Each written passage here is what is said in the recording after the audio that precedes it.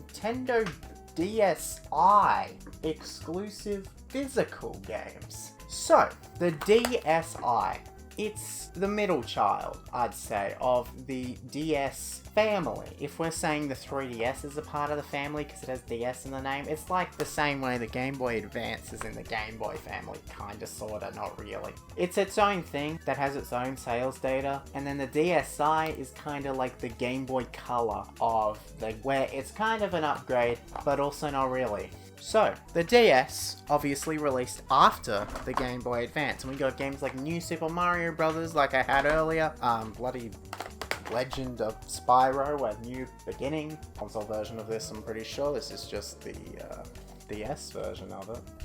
I played it once, it was not great. But the Nintendo DSi had its own exclusive physical game. This one is System Floor. I have never played it because, for some reason, specifically DSi physical games are region locked, and so is the 3DS. But the DS isn't. Neither is any of the Game Boys. But the DSi is, and I didn't know until after I bought it.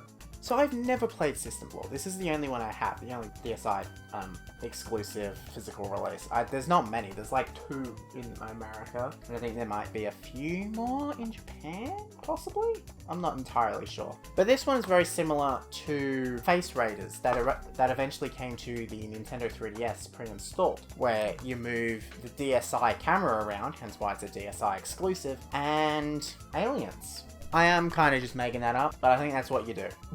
But something really weird about DSi games. So, if we look at a normal DS game, you'll see, actually, this originates all the way back to the Game Boy. So although these aren't real cases, they are what the boxes for those consoles look like. So let's have a look at them. So the Nintendo Game Boy. I didn't really talk about portable games when I talked about the history of video game cases, so this is kind of a mini history. So the Game Boy, you can see on the side says Game Boy, a straight line that goes down, and then you have the artwork of the game there.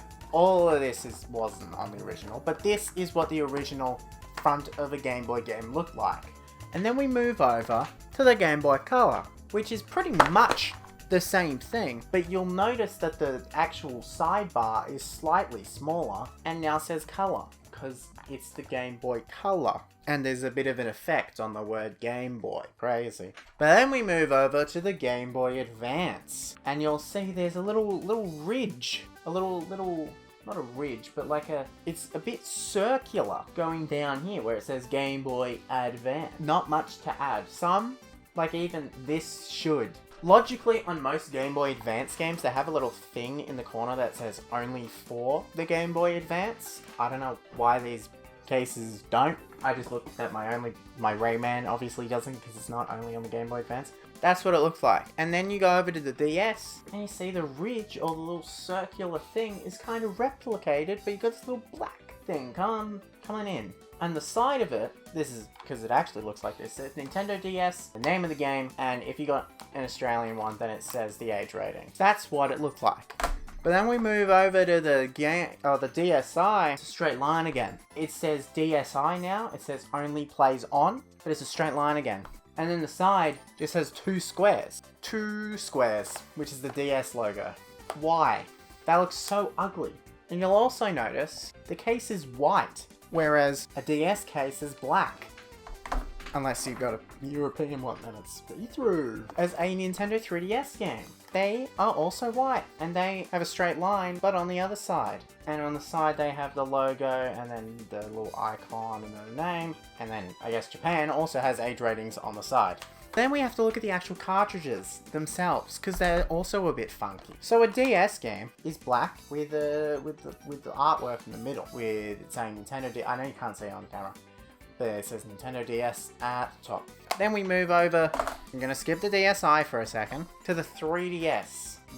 But also, with a little ridge thing, and it says the name of the game and whatever. So white is 3DS, black is DS. So logically, considering the DSi is an extension of the regular DS, it should be black, right?